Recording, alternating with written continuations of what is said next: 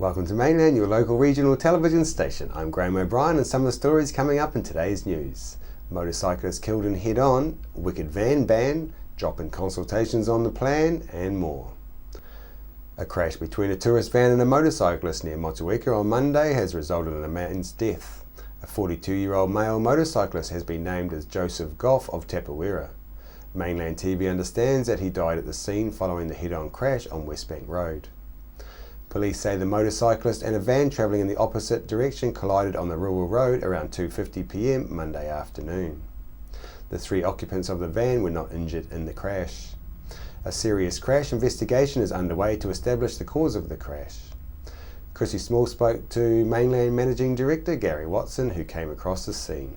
We received a press release through the police about the accident, but Gary, you were there. You came across it. Yes. It was on Motueka River, Westbank Road. It was about 3 kilometres south from where the Brooklyn Valley turnoff is. It was near the Shaggery Road corner and was not a pretty sight. The problem, I think, was that it appeared to me that the camper van was on the wrong side of the road. It appeared that the motorcyclist was on the correct side. It didn't look like speed was a factor to me, but let's wait and see what the officials come out with. But the reason I'm coming on today here is that of talking to the police unofficially, some of the comments that I'm getting, not at that accident, but talking with the police, is this is happening frequently, almost every day throughout New Zealand. And there are things that I'd like to see the government really take this on seriously and do something about it. People coming from countries that drive on the same side of the road as us, I don't see as a big problem, but it's the people who are used to driving on the opposite side. Yeah, on the right-hand side rather than left. We could have brochures in different languages that are in all the booklets on the aeroplanes that are coming into New Zealand.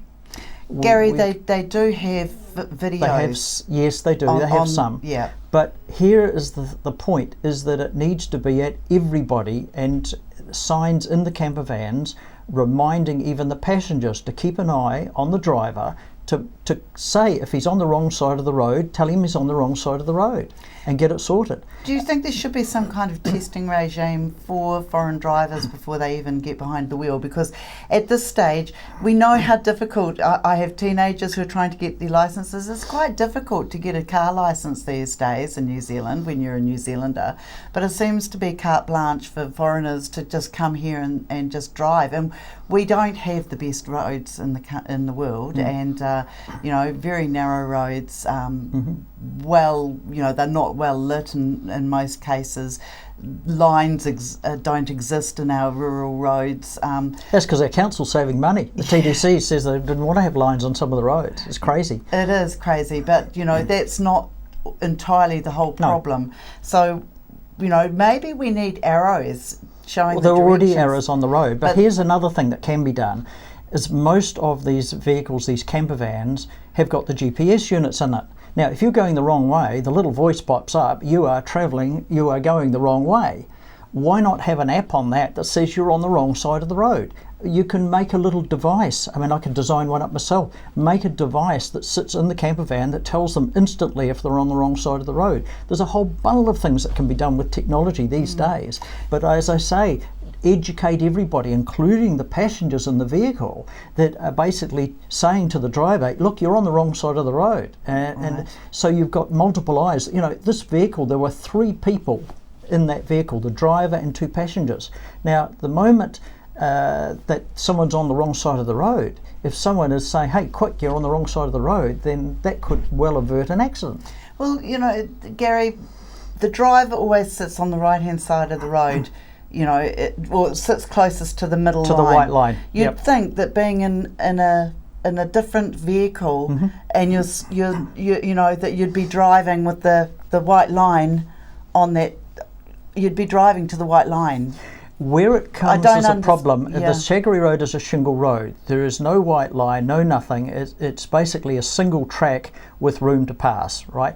So if you're coming along there, it would be very easy for that person to get disorientated and to have just come out of there on the wrong side of the road. The cyclist wouldn't have had any real time. No. It's an 80k speed limit, so he was entitled to go at 80 k's. It was an open area, visibility was good, the weather was perfect. So yeah, there was just bad luck, unfortunately, for the cyclists. Right. Okay. So we've got another. It's not just tourist drivers who tend to wander across the road. I drive in from out that way every day, and people wander across the centre lines, and a lot of slow drivers out there too. But if you have a look at, we had a camera out here one day, and we were looking at distractions in cars. This is about the time when the ban was put on using cell phones in cars. And we had a camera out there to see what was actually going on. And it wasn't just cell phones. You know, we had people who were eating. We had people eating a burger while they were driving along. And blow me down, they had a burger in one hand and they had a drink in the other hand. They must have been driving with their knees or something. We had women who were putting makeup on while they were driving along. I mean, it was quite hilarious, but the seriousness of it, you know, Of course. was a real problem. Yeah, of course. And you know, we've got a situation here where people forget that they're actually driving a weapon. Well, it's potentially a weapon if you are not controlling it properly. That's It's right. a little bit like firearms. If you don't use them properly, they are a danger. And you know, that's the issue. But Okay. coming back to the camper van thing, I do think the government does need to listen to the concerns of the police, and they do need to take a few more things on board to see what they can do. With this death on our roads on Monday and the fact that a tourist van was also involved, we went out onto the streets of Nelson and gauged public opinion on what they feel about the behaviour of tourist drivers on our roads. Over the years, it has become increasingly harder for people to get a licence to drive in New Zealand. However, foreign visitors are not required to sit any test whatsoever before getting behind the wheel of a motor vehicle in this country. We asked local people what kind of training or test foreigners should undertake before getting into the driver's seat. Yes, it is a problem. On the West Coast in particular, and Otago. Yep. I spend quite a bit of time down there, and was doing a bit of driving, and yes, we see problems with it. Well, I myself at the moment am foreign, but living in Australia, so we share the same road rules. As a whole, I haven't really had enough time to observe it to make a statement on it, but going on my past, I think they just drive a bit too slow, to be honest. Yeah, I think it's a pretty serious situation that we've got to deal with. I've followed them around various parts of the South Island.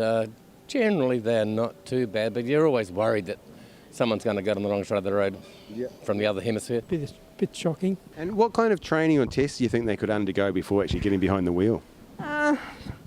Well, they need to learn to understand our signage and speed limits, and they tend to go really slow around the corners and up the hills, and then as soon as you get to a straight where you think you could actually get past them, they speed up again. Perhaps we could adopt the same testing or training as they have in Finland, and that is basic rally driving, and that gives people confidence to handle a car when it's out of control, and overall more confidence when driving, period. Just a basic driving test, I reckon. Just do the same as what we have to do. Skill test, yeah. Well, I think rental car people should have a little bit of a test. But I think the big thing is if all the rental cars can have GPS in them, it makes life a lot easier for the tourists. Sure. Yep. I mean, you might even be able to have a warning when you're going on the wrong side of the road. Yeah. So technology can be a big help in these things. Same as the New Zealanders. Oh, yeah? You think they should go through the whole test? Yeah, that's right. Chrissy Small, using a terrible accent, made an inquiry with a rental van and car hire company, wanting to know the requirements as a tourist needed to rent a New Zealand vehicle. Hello, Johnny. I'm ringing you about booking a car. Yep. I wonder, I have Chinese license. Yep. Can I? You also have. Do you have an international driver's permit as well? Yes. Yep. That's fine. Yeah, as long as you have both of those, that's fine to use. Okay. Do I have to sit New Zealand test? No, you don't. Do you teach driving? We show you a video How long? So we show you usually about 5 minutes to show you the main road rules. Are you not comfortable driving? No, not really. My husband drive. Okay, he's not comfortable driving. He okay. He's okay, yeah. Yeah, so I should just he'd be the main driver if he's confident in driving on New Zealand roads. Okay. Oh, good. We come in and see you. An International Driving Permit, or IDP, is only an identity document that allows the holder to drive a private motor vehicle in any country that recognises IDPs. To be valid, the IDP must be accompanied by a valid driver's licence. In New Zealand, the AA is the only place in New Zealand where you can apply for an IDP, which costs $20, and where you must fill out a small form, supply a small passport photo and a current New Zealand's driver's licence. No writing or practical tests are involved. Tourism, as we reported recently, has outstripped dairy farming as our #1 earner. However, for the young foreign tourists, cheaper options of freedom camping, the doors are beginning to close, especially for one rental company. Wicked Campers has been dumped from the Department of Conservation's tourist information listings for those wanting to hire camper vans. A spokesman for Conservation Minister Maggie Barry has told media that the department has removed Wicked Campers from the list of camper van companies advertised on its website. Minister of Social Development Paula Bennett is leading the way to put pressure on the Wicked Van rental company into dropping the slogans which are seen as having overtones of being sexual or anti-woman in its slogans. In a stance which is hoped by many will catch on, the Kaitiritiri Recreation Reserve Management has also taken a stand by outright banning the Wicked camper vans from their beach campgrounds, due to the vans' inappropriate slogans that the Wicked Camper rental company has painted on their vehicles. The charitable trust also encourages other motor camps to do the same. They say that reading these slogans is not part of the Kaitiritiri experience. The camp turned away their first Wicked camper on Monday night, even though the van did not have an inappropriate slogan, but they say they will not pick and choose in their effort to send a message to the rental van company. They say it is disappointing to the campers, most who are foreign, but they have suggested that they advertise the company of the campground stance. It appears that this may also start a public movement, with some on social media suggesting that they spray paint may soon be in short supply, as redecorating offensive slogans may become a vigilante enterprise. We asked people on the streets if they thought the Wicked Van slogans were offensive. Disgusting, sorry. Yeah, it's a bad image for New Zealand. Yep. Yeah, I don't care whether the overseas tourists think it's all right. It's not all right for New Zealand. We're not that. No, small children see those. And what do small kids see when they see something written on a vehicle? They want to read it. Yeah. Then they want to ask Mum what it means. Sure. No, not nice. Yep. Not a good image for this country at all. I don't find them offensive in the slightest. I certainly see how people could be offended by it, but my take on offence is it doesn't actually exist. Some people just take things to heart when they probably shouldn't. No, I think it's great. Yeah, bit of humour out there. Yeah. It's good. I think it's pretty terrible actually what they have. There's two aspects to them. There's the fact that they are cheap. They're only cheap because they're not self-contained. Yep. And in Nelson they park in places where they're very prominent in their car parks. You can go into the car park at 9:30 in the morning and there is people hanging out there washing and with a rude sign on their car. Hey, it's not a good look. Oh, it doesn't really worry me. Just ignore it. Tourism's outstripping dairy as New Zealand's #1 earner. Yeah, and that's fine, but they don't have to drive in our country with that sort of signage. They do things here that we wouldn't get away with in their countries. Yeah, it's just a bad image for New Zealand. We've got to have some class. No, I mean that's discrimination, isn't it? However, if it pleases the masses, they have a business to run. I think that's a bit silly, isn't it? Well, I'm involved with the Tuna Beach Holiday Park, which is the biggest camping ground in the Southern Hemisphere. Yep. We make it easy for the Freedom Campers to come and park there. They don't come because they have their internet links and they tell them, oh, go to this supermarket car park or go to Miller's Acre car park, and they've got their system. Sure. And consequently, that is the problem. People are seeing them there, and there are places they could go to easily. And I think in the Lakes District, they've got it pretty well under control. And it would be nice if Nelson could get it under control as much as they have in Queenstown and Wanaka. Oh, just let them in, doesn't matter what. Yeah. Chrissy Small attempted to speak to the Wicked Rentals office in New Zealand. The Kaiteriteri Beach camp have now banned your camper vans from being able to stay there.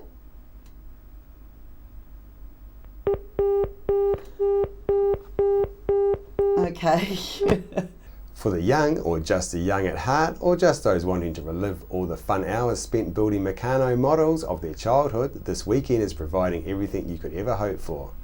The Meccano exhibition is presented by the Nelson and Christchurch Meccano clubs for the Easter weekend, and to tell us more about this weekend of Meccano madness is John Stark, a local enthusiast. John, can you tell us a little bit about the history of Meccano, please? Well, Meccano was invented in about 1898 by a man called Frank Hornby in England. He did it mainly for his children, but in 1901 he got a patent for it. He saw the value of it as a toy, and it was called Mechanics Made Easy back in the early days, and sometime later it changed the name to Meccano. Yeah, right. So it's been around we all know it's been around for a while, but maybe not quite that long. And how did you come to be involved? Is it a childhood thing or something you got interested in as you got older? Yes, it is a childhood thing. I got a shoebox full of Meccano that had been my father's, probably when I was about 8 years old. I won't say how long that was. And I've been interested ever since. Oh, nice one. And I gather your collection's grown quite considerably since then. Certainly has. Yes. Has it taken over your house yet? Only one room, but it's above the kitchen, and my wife thinks it's going to fall through the floor one day because of the weight. I think your wife's probably not alone there with people with men's hobbies. Is Meccano still going strong, John? We've got all these other things out there, Lego and all number of things. Is it still going strong? Is it adapting to the times? Well, it's fair to say that the peak of Meccano probably was prior to the 1970s, and Lego has sort of taken over. But Spin Master, the new owners of Meccano, who are a Canadian toy company, are really making an effort to bring Meccano into the 21st century. They've launched a new range of robotic Meccano. They're calling them the Mechanoids. And this is the small one. There's a larger one that's about a bit over a metre tall. Oh, wow. Yes. And a whole range of new sets as well, and a whole rebranding, new style boxes and everything. It's certainly pretty impressive. It looks like just like the one off the movie, really. Yes, it does. And so you've got this fantastic event coming up. Can you tell us a little bit more about that? There's lots of things going on. Please tell us. Well, every second Easter, the New Zealand Federation of Meccano Modellers holds an annual convention. But the Christchurch Club has always wanted to do something in Christchurch in the alternate Easters. And they were doing that for a while until the earthquakes came. And then in 2012, because they couldn't find a venue, they asked David Couch, my neighbour, and me, whether we would organise an event up here in Nelson. So we did that 4 years ago, and it was very successful. And they've asked us to do it again this year. Great. So. And tell us a little bit what's at this event for people to come and see. Apart from just looking at models, I think you've got more to offer. Well, there are models that you can interact with. My neighbour David has a Rubik Cube solver that you can watch. There are trains. There will be some Lego. There will probably be some Hornby train layouts as well, because some of the Christchurch Club members are also into Hornby trains. They're also part of the Meccano company. Yep. Oh, you name it. There's Toro as well, which is a kind of plastic Meccano. The Christchurch Club has a huge collection of that, and people can come along and build what they like with it. There will also be Meccano sets for sale. Right. So you've got something for people to look at. You've got something for people to buy. There's something for the kids to actually have a hands-on go at. Yes. One of the Christchurch Club members is very keen on hands-on models, so I expect he'll have his little hand-operated car racing machine. Oh, there are mechanographs, you know what spirographs are like, with drawing patterns. Well, you can hand operate those. There'll be some of those there too. So there are things that people can do. And can the young or the young at heart actually have a go at building something with some spare Meccano there? With the plastic Toro they can, Oh, which is like a large scale Meccano. Oh. Yeah, that'd be pretty fun. I can't wait. And you've got this ingenious little device here. If we can crank it up so people can have a look at what it is, and if you can explain what it is. Well, it's a French knitting machine. 4 years ago, David Couch produced one at our previous display, quite different to this, and that set half a dozen people worldwide on the quest for making better and faster ones. This one happens to be the fastest French knitter in the world, the Meccano one anyway, and it can produce over 2 metres of knitting in a minute when I run at full speed. Wow. Which I'm not going to today because sometimes it goes wrong at that speed. Alrighty, well, John, thanks very much. It's enlightening, and it's down in Stoke Hall, so it's easy for everyone to come to, and I'm sure you'll get another big turnout. What sort of turnout did you have last time? We had 1,300 people Wow. last time, 10 a.m. to 4 p.m, Friday, Saturday, Sunday at Easter. Yep. Right, John, thanks very much for your time. Thank you. Yes. You will find the Meccano exhibition at the Stoke Memorial Hall in Main Road, Stoke. It's on from Friday the 25th through to Sunday from 10 a.m. to 4 p.m. each day. There will be door ticket sales. Nelson City Council is holding public drop-in sessions on the consultation document for its draft annual plan 2016-17.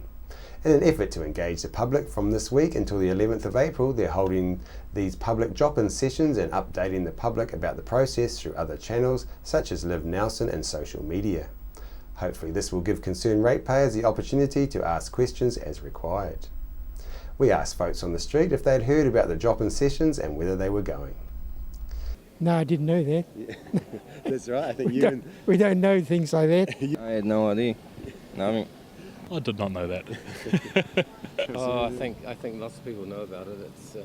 It'll be in Live Nelson too, so everyone gets one of those in their letterbox. So Yeah, well, that's not something everyone reads it. Yeah, but the thing is, it was in the Nelson Weekly last Tuesday, and the drop-in session is today. Yep. Yeah, tomorrow. Tomorrow, 23rd. Yeah, yeah. That's the first one, and Yeah, then there's well, three more, I think. Well, that's the only one in Nelson itself. Yeah, so there's going to be lots of consultation, and everyone will have a chance to come and have a say, and good stuff. Yeah, I don't know if you call that lots of consultation, Councillor Parker. Well, it's you've only had 1 week's notice, as good as anyone else in the country will have had. Well, that's right. Well, Yep. That's not a great standard and there's anyone that can go to the council's webpage anytime and have a good look at it. There's plenty of opportunity for people to have a look. Yeah, yeah. And we hope that people really are interested. I'm sure that. I mean, you're We out do here. hope that they're interested. Are you getting a lot of interest? Are you?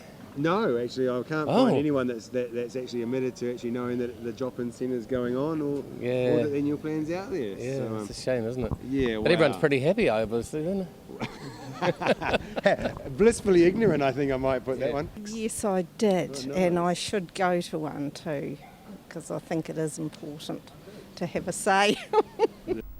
After the break, we'll bring you the latest weather update and some events and happenings coming up from around the region.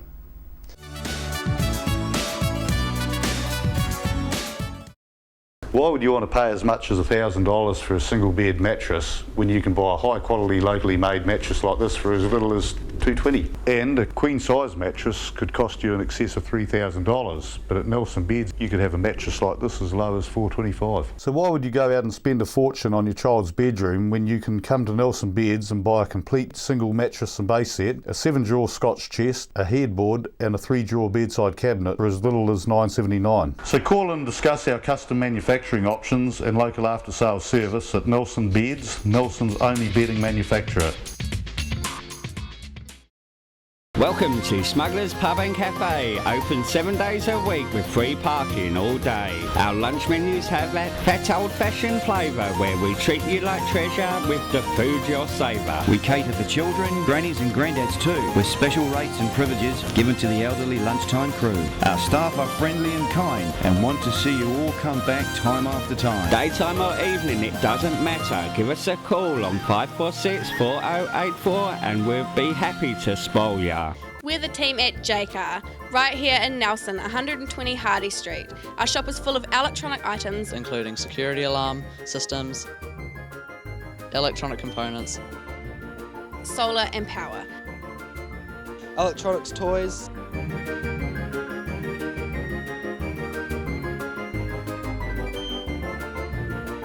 sound systems, cables, and much, much more.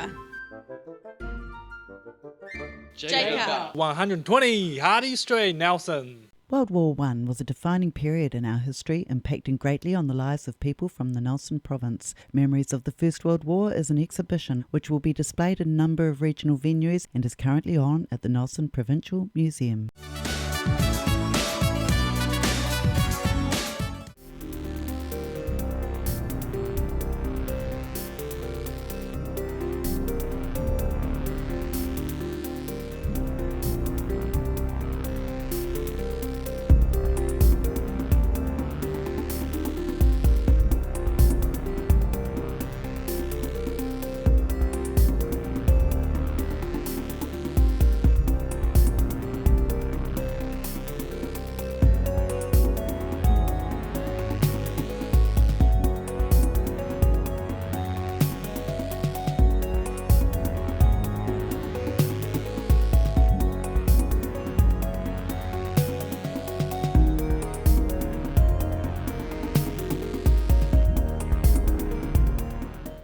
Sit and Be Fit is on at the Victory Community Centre Tuesdays and Thursdays at 10 a.m. at the Victory Community Church, 238 Upper Vanguard Street. School terms only.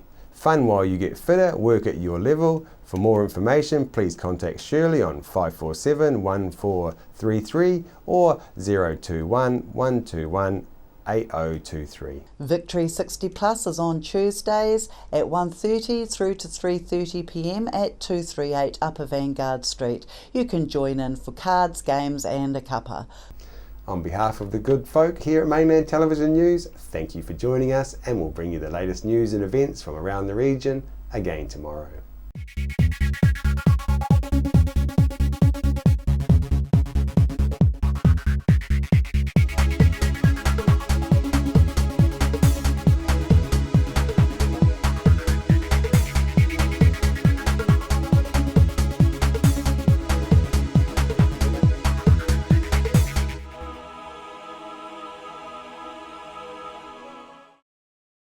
Supporting local content so you can see more of New Zealand on air. Are you looking for a scooter, walker, wheelchair, baby seats or pushchairs? Then come in and see the Nelson Region Specialist at Mobility for You, 269 Queen Street, Richmond, opposite the library. We have a huge selection of scooters, walkers, wheelchairs and accessories, along with a free booklet guide.